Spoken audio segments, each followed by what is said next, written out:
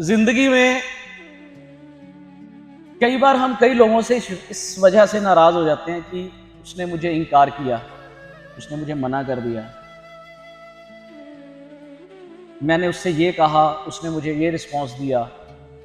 और हम कई अच्छे रिश्ते, कई दोस्तियां, बहुत प्यार भरे एहसास जिनके साथ जुड़े होते हैं उन्हें भी खो देते हैं। सिर्फ एक वजह, क्या परसेप्शन, कि मैंने ऐसा कहा और उसने आगे से ये रिस्पॉन्स दिया।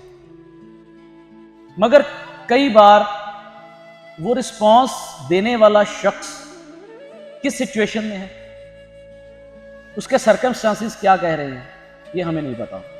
मैं एक छोटी सी स्टोरी शेयर करूंगा आपके साथ। उस स्टोरी से आप बहुत जल्द समझ जाओगे कि हमें किसी के लिए बहुत जल्दी कोई भी परसेप्शन क्रिएट नहीं करना चाहिए। एक गांव था, गांव में नदी बह रही थी, तो उस नदी के किनारे दो पेड़ थे।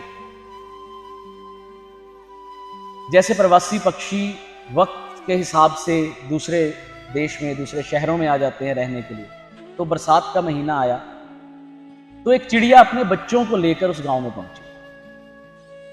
जब वो आई तो उसने जो पहला पेड़ था उससे पूछा, उससे आज्ञा मांगी कि क्या मैं आपके पेड़ में, आपकी शाखाओं पर अपने लिए घर बना सकती हूँ?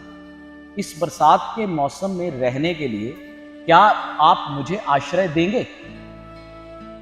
उस पेड़ ने इनकार कर दिया। उसने कहा नहीं, तुम यहां पर घर नहीं बना सकते। चिड़िया वहां से उड़ी और जो दूसरा पेड़ था उसके पास गई। जब वो दूसरे पेड़ के पास गई, उससे पूछा कि मैं इस बरसात के मौसम में क्या आपकी शाखाओं पर अपने बच्चों के लिए, अपने लिए घर बना सकती हूं? उस पेड़ ने इजाजत दे दी कि तुम मेरी शाखाओं पर घर बना सकती हो। उस चिड़िया ने वहां पर घर बनाया, अपने बच्चों के साथ खुशी खुशी रहने लगी। बरसात ज्यादा हो गई, ज्यादा होने की वजह से गांव में बाढ़ आ गई। जब बाढ़ आई तो जो पहले वाला पेड़ था वो गिर गया। गिरकर जब पानी में बहने लगा तो चिड़िया ने आवाज लगाई कि देखो, जब मैंने तुमसे रहने के लिए जगह मांगी तो तुमने मुझे इनकार कर, और आज तुम्हारा ये हश्र है। पेड़ मुस्कुराया। मुस्कुराकर पेड़ ने जवाब दिया कि आज मेरा हश्र देखकर तुम जो कह रही हो वो बिल्कुल सही है, पर मैं पहले तुमसे इस बात की माफी मांगता हूं कि मैंने उस वक्त तुम्हें मना करा मेरे घर में, मेरी शाखाओं में रहने के लिए। पर मैं तुम्हें अब वजह बताता हूं जाते हुए। मुझे पता था कि मेरी जड़ें कमजोर हो चुकी हैं। मुझे पता था कि मैं इस बरसात को नहीं झेल पाऊंगा, और अगर मैं तुम्हें तब इजाजत देता तो आज मेरे साथ तुम और तुम्हारे बच्चे भी इस बाढ़ में बह रहे होते।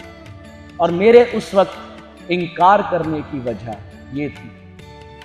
पेड़ मुस्कुराते हुए वहां से बहता हुआ चला गया, और उस चिड़िया को यह एहसास हुआ कि मैंने उसके इनकार करने को इतने दिनों अपने लिए, अपने जहन में गलत समझा कि इसके अंदर शायद कोई अहम है जिसकी वजह से इसने इनकार कर दिया था।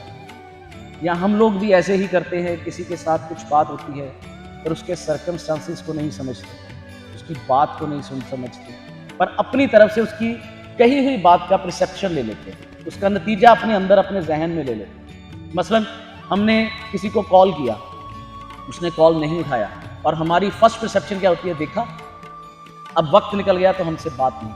पर हो सकता है वो कहीं बिजी हो। हम सेकंड ऑप्शन नहीं चुनते। ये परसेप्शंस हैं, समझ है। अगर हम जिंदगी में इन चीज़ों को अपने ऊपर अप्लाई करें तो बहुत चीज़ों से बचते हैं। खासकर ये कहानी जुड़ती है आपके गुरु के साथ। गुरु कब आपको कहाँ मना कर रहा है, कहाँ जाने के लिए कह रहा है, इस चीज़ को हमेशा मद्देनजर रखें। क्यों? वो आपको किस अंदाज में रोकेगा, किस अंदाज में कहेगा, ये तब आपको पता नहीं चलेगा, पर वक्त आने पर जब वो बात बीतेगी तब आपको समझ में। तो इसलिए हमेशा अपनी जिंदगी में किसी भी रिश्ते को, किसी भी एहसास को खत्म करने से पहले, उसके लिए गलत धारणाएं बनाने से पहले इस कहानी को जरूर याद कीजिए। शायद आप उस रिश्ते को बचा पाए।